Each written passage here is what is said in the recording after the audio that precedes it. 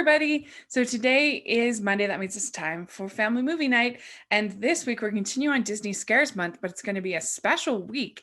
We are revisiting a film that was actually the first movie that I ever reviewed for Disney Scares Month. We're looking at Watcher in the Woods.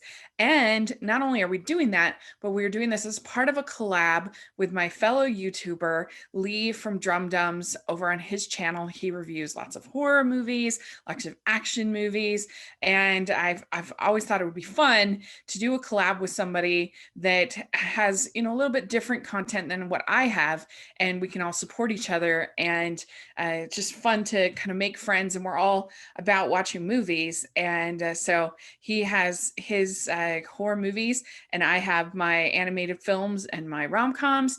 So it was fun to kind of meet in the middle and talk about Watcher in the Woods. So make sure that you check over at his channel and his review that I'll also be posting today. And when you are sharing my video and his video, make sure to hashtag Dark Disney when you're sharing the video. So thanks so much to Lee, and let's get started talking about Watcher in the Woods. The reason why I picked it for the first one to review is I think it's the most classically a horror movie that Disney has ever made.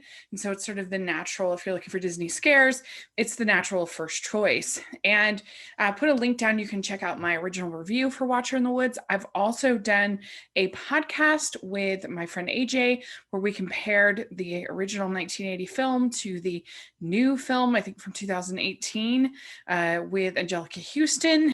And I actually think that it improves on the original in some ways, not always.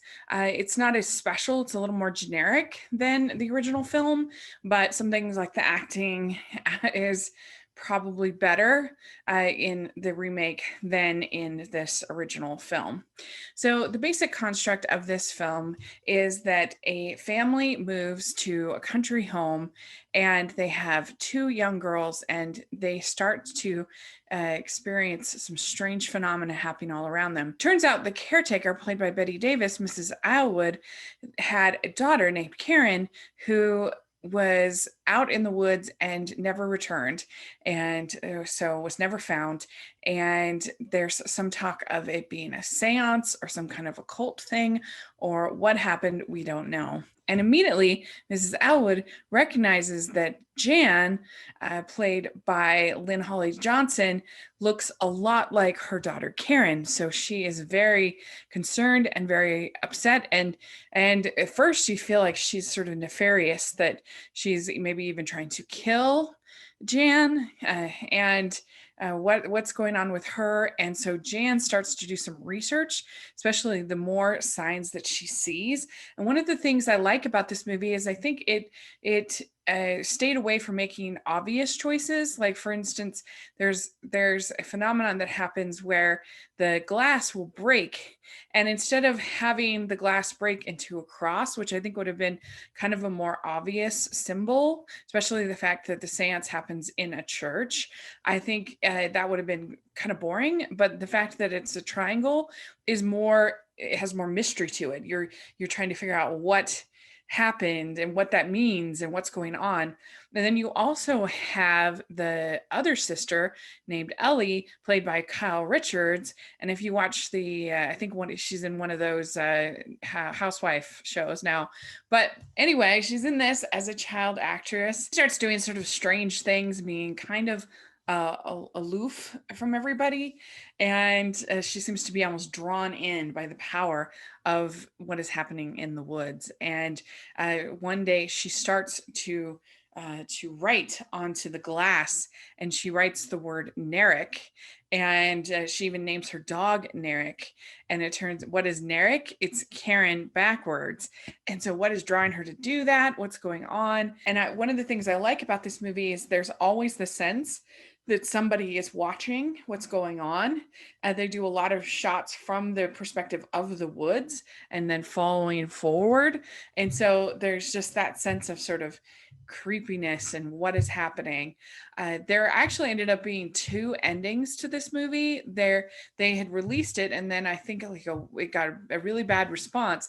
And then like a week or two later, they ended up having a different director shoot the new ending. And so that's the one that's on the DVD, but you can find the alternate ending on YouTube. I actually prefer the theatrical ending. I think it has more ambiguity, and I like that in a horror film, because I think when you get everything sort of explained out, it's not really that scary anymore. But when there's things that you don't really understand or you don't get, I think that within reason, I think it's more interesting. And kind of what happens to Karen, what happens to Jan, is there's some mystery behind it. It doesn't answer all of the questions, and I think that's good. I think the major drawback to this movie is that I think the acting is not the best, especially from Lynn-Holly Johnson. She is pretty amateurish in her acting, and very wooden, and I think almost anybody could have probably done a better job than that. But you also go for pretty long stretches without seeing Betty Davis, and I think that it would have been nice to have gotten more from her, because she is so good and she has such a distinct face that really, those eyes just bore right into your soul. So I think this would be a really good movie if you were looking for something you want to introduce your kids to horror movies, but you don't want them to be like scarred for life. This involves the supernatural. It's not like about anybody getting raped or murdered or anything like that. And so it's not, I don't think, too scary for older kids and teens. And so if you want to introduce them to something, I think this would be a good gateway kind of film to watch together and enjoy. And so, yeah, let me know if you've seen Watcher in the Woods. What do you think about it? Do you like it? Not like it? We're on it. And make sure you check out over at Lee at Drumdums channel his review, and make sure you tag Dark Disney, hashtag Dark Disney, when you share this or his video. And let's start spreading the word about Watcher in the Woods and Disney Scares Month. It's going to be real fun. And thank you to Lee for doing the collab with me. I really appreciate it. And thanks so much for watching this video. Please like and subscribe to my channel. I'd really appreciate it. I also have my Patreon group, merch store, all that fun stuff. Please check that all out in the description section. I'd really be grateful. So thanks so much, and we'll talk to y'all later. Happy Halloween.